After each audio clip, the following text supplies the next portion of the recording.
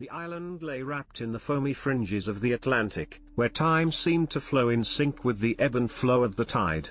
An old lighthouse, standing stoically at the northern tip, pierced the sky with its faded white and crimson bands.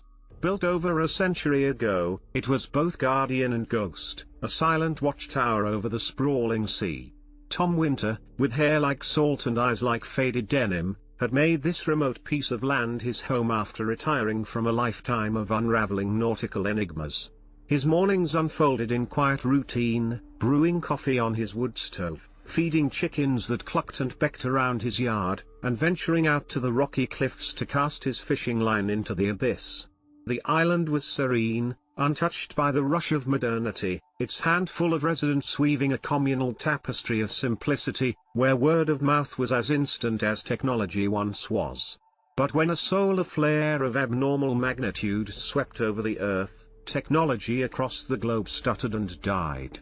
The island, already clinging to the vestiges of the 20th century, was further isolated, sprawling back into a primordial state where fire and will were all they had.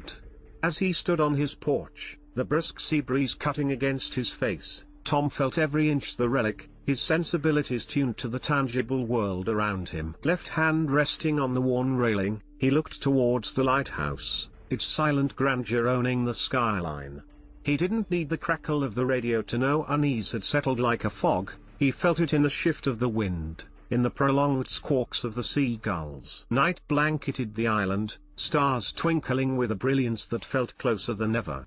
It was then the codes began, the rhythmic, haunting tapping echoing out from the lighthouse. The unsettling sound pricked through the darkness, a language of distress that pulled the residents from their sleep.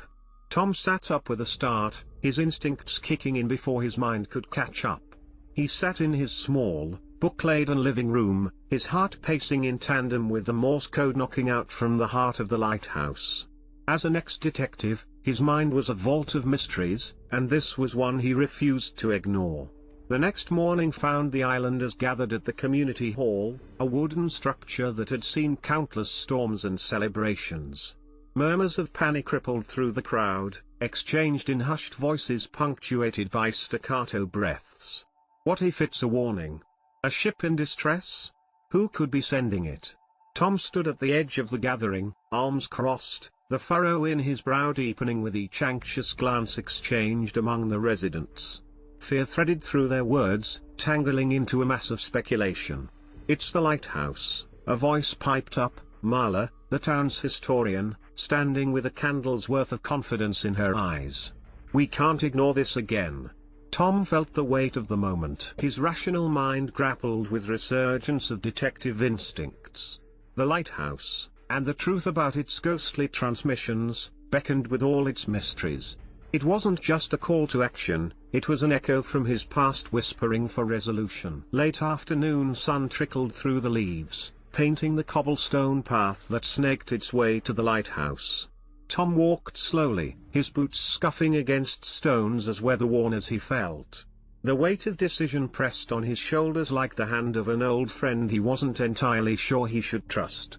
The villagers' warnings played over in his mind, a palimpsest of cautions, myths, and half-whispered stories.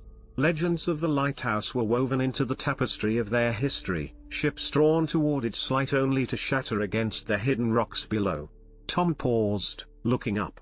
The lighthouse stood imperiously against the sky, its windows dark, the whispers of its past tragedies seeming to waft through the cracks in its ancient walls.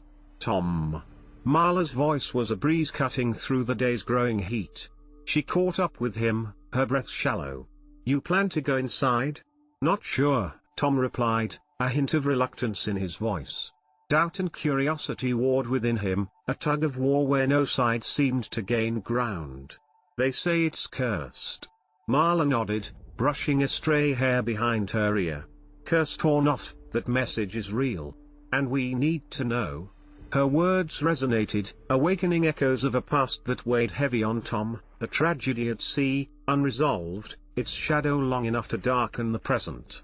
He sighed, a decision unfurling like the tide. He would act, not just for the truth, but to shine light on a chapter of his life that remained cloaked in shadows. The heavy iron door resisted at first, groaning under Tom's determined push, metallic echoes resonating into the hollow chambers of the lighthouse. Dust and shadows held court within, every corner a repository of forgotten stories. Tom's footsteps reverberated through the circular interior, a cadence of fortitude and curiosity. Dim light filtered through narrow windows, casting lopsided squares on the spiraling staircase. Tom traced his fingertips along ancient brickwork, feeling the grit of time beneath his touch. He could almost hear the whispers of the past residents, lighthouse keepers who watched over the waters but now only haunted memories. As he climbed, he found the lighthouse a confluence of peculiarities. On the landing, strange symbols were scratched into the walls, spirals and lines intersecting like a map to somewhere unknown. He paused, studying them, fingers tracing their contours. The lighthouse was alive, its secrets thrumming beneath the surface. Tom's heart drummed, an incessant reminder of his mission. Each step upwards was a move away from the ordinary, each cryptic mark a push further into the veiled mystery. Reaching the top, Tom emerged into the beacon chamber. It was stark, a dome of glass and iron, the sky a vast panorama wrapped around him. Here, on the dusty console, were notebooks, scattered loose pages inscribed with more of the strange symbols. A tremor of excitement mixed with trepidation crawled up his spine. Here was the heart of the lighthouse's murmurs, a place where shadows played and mysteries begged to be uncovered. Tom knew he was not just chasing a signal, he was hunting a revelation. In the amber glow of the sinking sun, Tom gathered with a small group of allies at the village's solitary cafe. They were a motley crew, unified by the knots of curiosity and concern tightening around the island. Marla sifted through notes and sketches Tom had brought from the lighthouse. Across the table, Harold, an old mariner whose eyes still twinkled with the knowledge of the seas, studied the symbols with a keen concentration. These marks. I've seen some on ancient navigational charts, he remarked, tracing one pattern with his calloused finger. Tom leaned back, absorbing the camaraderie. It felt like being on a case again, the shared purpose driving them beyond their individual fears. And what about the code, any luck deciphering more? Marla pushed her glasses up, her expression one of reluctant admiration.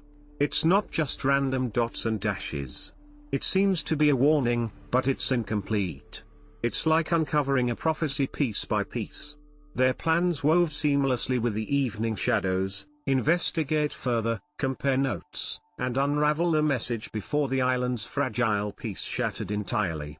But as they discussed, Tom noticed a shift, a ripple of unease spreading across the room. A few patrons, their faces unfamiliar and eyes distant as the horizon, muttered among themselves, casting suspicious glances toward Tom and his group. It was palpable, strange occurrences, unspoken threats. The island was more than a sanctuary, it was a stage for unseen games. We need to be careful, Marla whispered, echoing Tom's thoughts. There's more at play here than just echoes from the past. Tom nodded, his resolve firm. They were deep within a web whose threads stretched further than the island's shorelines, into history, and perhaps, destiny itself.